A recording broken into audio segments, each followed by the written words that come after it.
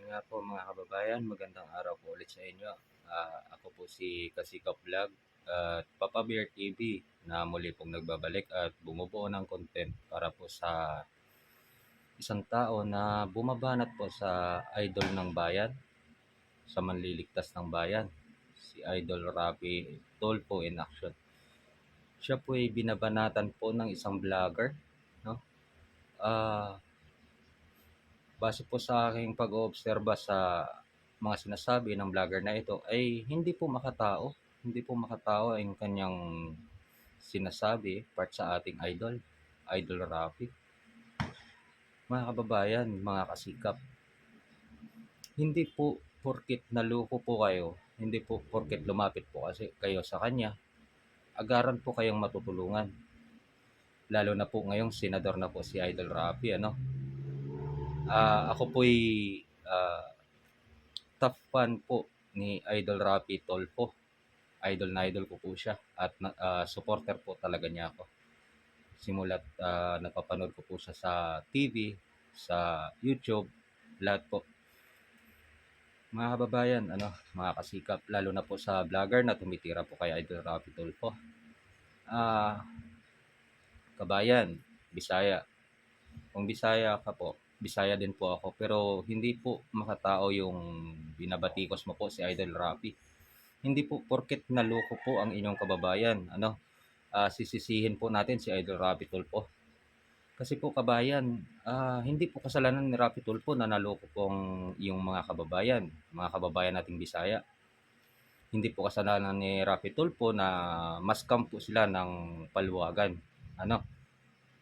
Hindi ko po talaga masikmura yung mga sinasabi mo po part kay Idol Rafi.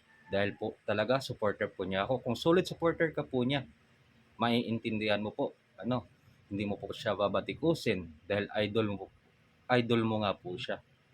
Pero base po sa nakikita ko, gusto mo po na uunahin ka po ni Idol Rafi dyan sa kaso mo. Samantala, si Idol Rafi Tolfo, busy po sa pagbabatikos sa mga scammer o sa mga tiwaling tao dyan sa DepEd. Kung uunahin ka niya, ipagpapalit ba ni Rapi Tulfo ang kaso niya sa kaso nyo? O, sabihin na po natin, naloko po kayo, 100,000 piso. Ang nawala sa inyo? Yung mawawala po sa bayan natin, hindi po 100,000 piso lamang. Bilyon po ang mawawala. Kaya po binabatikos ni Rapi Tulfo ang DepEd, ang budget ng DepEd, dahil po sa mga ginagawa ng mga teacher natin. Siguro naman po maiintindihan mo po kung ikaw ay solid supporter ni Idol Rapi Tulfo. Uunahin po niya na masolusyonan ang problema dyan sa DepEd. Bago po tayong mga tao dito sa ating bansa. Pero mas uunahin po talaga ni Rapi Tulfo ang DepEd. Dahil unang-una po, mga bata po ang naapektuhan sa panghihingi ng mga donasyon ng mga teacher natin dyan sa school, na hindi naman po dapat dahil may pundo po ang eskwelahan natin. Pangalawa po, hindi po niya ipagpapalit hanggat hindi po matatapos ang kaso dyan part sa DepEd. Sana po kabayan Bisaya, hindi ko po sinasabi na wala ka pong karapatan lumapit kay Rapi Tulfo at wala ka pong karapatan na tutulungan ni Rapi Tulfo. Hindi po porkit na lumapit ka po sa kanya, agaran ka po matutulungan. Magpa-appointment ka po dahil sa araw-araw napakaraming problema ng ating bansa ang inaatupag ni Rapi Tulfo, ni Idol Rapi. Kaya kabayan, bago ka po magsabi ng mga hindi magaganda dito sa mga social media, sa TikTok, sa YouTube, sa Facebook, bago mo po batikusin ang ating idol, ang idol ng bayan, pag-isipan mo po muna ang mga nagawa ni Idol Rafi dito sa ating bansa. Ni hindi man siya senador, tumutulong siya sa atin. Ngayon senador na siya, mas lalong tutulong siya sa atin. Milyon katao po ang matutulungan ni Rapi Tulfo kapag ka naipatupad niya po ang batas dyan sa DepEd na yan. Ikaw po, ilan lang po ang member ng paluwagan? Palagay na po natin, 25 kayo. Palagay na po natin, 50 members po kayo dyan sa paluwagan. At palagay po natin nawalan po kayo sa bawat isang miyembro 10,000. Oh, 'di ba? 10,000. Kung bibilangan po natin sa 50 po kayo, 50,000. Hindi po ba? Malaki rin po. Malaki rin po. Pero hindi pa rin po. 250,000, 100,000, maliit pa rin po kumpara mo po sa hinahawakan ni Rapi Tulfo na mga kaso part dyan sa DepEd. Guys, kasikap, Papa Bear TV, wala po akong patatamaan ng husto dito kundi po yung vlogger na tumitira po sa idol ng bayan. Sana po, wag po masira ang tiwala ninyo kay Idol Rapi.